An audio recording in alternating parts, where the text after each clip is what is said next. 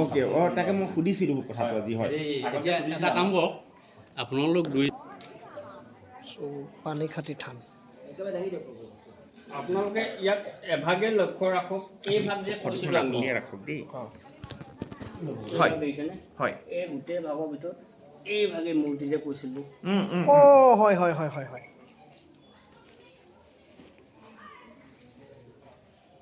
পানীখাতি থান সেইভাগে সম্ভৱতঃ 8 শতিকাৰ আগৰ ওপৰত আছে বিষ্ণু আছে ন আপুনি গোটেইখন এখন ফটো লওকচোন তোমালোক কোনোবাই ফটো লোৱাচোন ফুল ফটো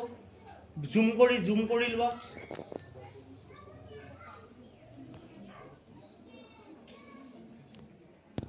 হৈছে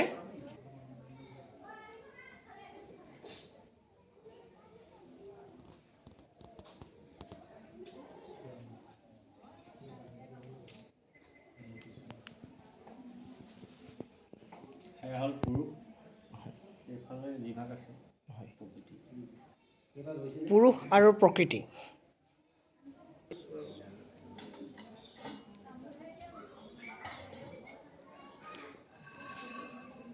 তাত যে সেইভাগ পাইছিলে ইয়াৰ ভাগ হ'ল এয়া কৃষ্ণ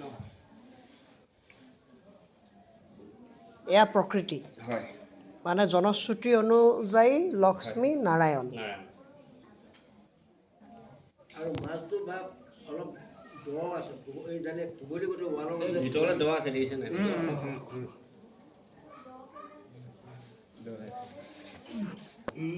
এনেই এইবোৰ মানে যিমানে যি নহয় নাপায় তাৰমানে মানুহ এইবিলাক ভাগ্য লাগিব এইবোৰ কৰিব ভাগ্য লাগিব দেই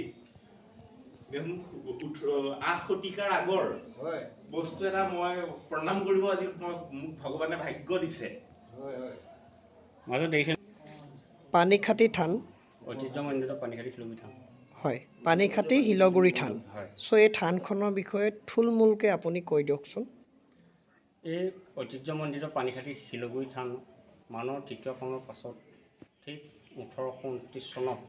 প্ৰতিষ্ঠা কৰা হৈছিল আৰু ইয়াতে আমাৰ দুভাগেই বস্তু পোৱা হৈছিল এবাৰ সেয়া বিষ্ণু মানে শিলত খোদিত সেয়া মূৰ্তি আৰু অন্য ভাগ হ'ল আমাৰ ইয়াৰ প্ৰকৃতি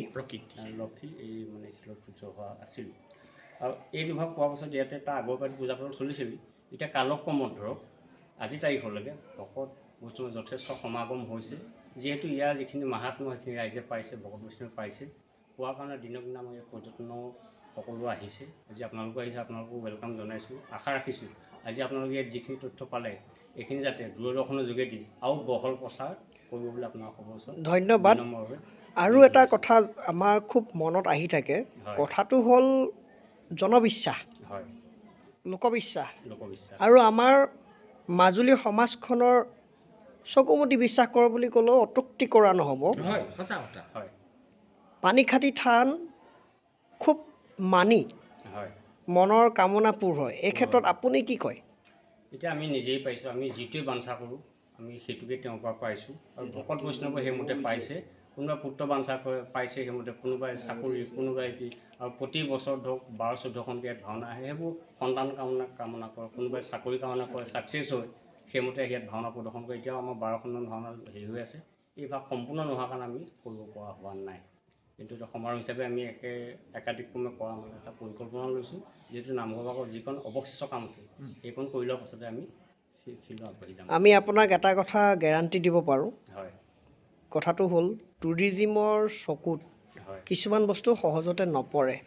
এতিয়া টুৰিজিম এণ্টাৰপ্ৰেনিয়ৰ হওক টুৰিষ্ট গাইড হওক বা টুৰিজিম কৰ্মী হওক তেওঁলোকৰ চকুত পৰিলে বহুত ডাঙৰকৈ প্ৰচাৰ হোৱাত সুবিধাজনক হয় আৰু আপোনালোকৰ পৰা আমি আশা কৰিলোঁ সহযোগিতা আজি বহুত ধুনীয়াকৈ আমাক সহযোগিতা কৰিছে আৰু পুৰুষ আৰু প্ৰকৃতি আৰু ইয়াৰ লগত একচুৱেল প্ৰকৃতি যে কানেক্ট হৈ আছে সেইটোও আপুনি ধুনীয়াকৈ ক'লে আৰু আশা কৰোঁ আপুনি কৈছিলে বহুতো শিলৰ মূৰ্তি আছে ইয়াত সেই শিলৰ মূৰ্তিখনো চাগে আমি নামঘৰ ভাগ হৈ গ'লে দেখা পাম পোৱা যাব আমি সযত্নে ৰখা হৈছে সেইখিনি এতিয়া হেৰি ভূতত্ত্ব বিভাগো আহি লৈ গৈছে কিন্তু এতিয়া যোৱা গত বৰ্ষত 2023 বৰ্ষত আমাৰ টুৰিজিম ডিপাৰ্টমেণ্টৰ যিগৰাকী হেড এই আমাৰ কমলাবাৰী ঘাটৰ কাষত মাধৱ দাস হয়, তেখেতসকলেও আহি ইয়াত সম্পূৰ্ণ এই তথ্যখিনি লৈছিলে আৰু লগতে আমাক এটা আশ্বাস দিছিলে যে খুব সুন্দৰকৈ টুৰিজিম ডিপাৰ্টমেণ্টৰ পৰা আপোনালোকক ইয়াতে এটা আমি RCC মানে হেৰি বনাই দিম, য'ত নেকি ভকত বৈষ্ণৱ থকা মেলা এটা গেষ্ট হাউচ। কিন্তু তেখেতসকলে কথাটো আমাক জনালে, যোগসূত্ৰটো আমি ৰাখিলোঁ, যথেষ্ট হেৰি কৰিলোঁ। তাৰপাছত কি হ'ল, তেখেতসকলে পাছত আমাক এটা কথা ক'লে, আপোনালোকে অনলাইন কৰিব লাগিছিলে। আচ্ছা, আমিতো নাজানো, আমাক ক'ব লাগিছিলে যে এইটো অনলাইন কৰিব লাগিব। সেইকাৰণে সেইটোৰ পৰা আমি বঞ্চিত হ'লোঁ। নাই, এইটো আপুনি বঞ্চিত হৈছে বুলি নাভাবিব, হয়, কাৰণ সময় এদায় হোৱা নাই নহয়। নাই হোৱা। তো পাব, আমিও আশাবাদী, আমিও অকণমান ঠেলা হেঁচা মাৰি দিম। 800 শতিকাৰ পৰা আজিলৈকে চলি আছে যিহেতু বৰ একেবাৰে তেখেত আছে ভগৱান, গতিকে আমি বিশ্বাস কৰোঁ। বিষ্ণু আৰু প্ৰকৃতি আছে। আৰু পৰিশেষত আপোনালোকক এটাই আমি বিনম্ৰ অনুৰোধ জনাইছোঁ, আমাৰ থান পৰিচালনা সমিতিৰ ফালৰ পৰা সমূহ ভকত বৈষ্ণৱ, যে আজি আপোনালোকে যিখিনি আমাৰ ইয়াত পালে, এইখিনি যাতে বহল দৃষ্টিত মিডিয়াৰ যোগেদি যাতে আৰু অকণমান আপোনালোকে আগুৱাই মই ইয়াৰ ৰাইজে জানিব। মই ইয়াৰ মাজতে এটা কথা আপোনাক এওঁলোক গোটেইকেইজন, এই গোটেইবিলাক মোৰ লগত যে আহিছে, তেওঁলোক হ'ল টুৰ গাইড হয়। আজি লৈ অনাৰ উদ্দেশ্যই এইটো যে তোমালোকে আহি শিকি যোৱা, তাৰ পাছত তোমালোকে গৈ বেলেগক কোৱাগৈ, বুজিছে নাই? তেওঁলোকে যদি এটা বছৰত মানে এটা ছিজনত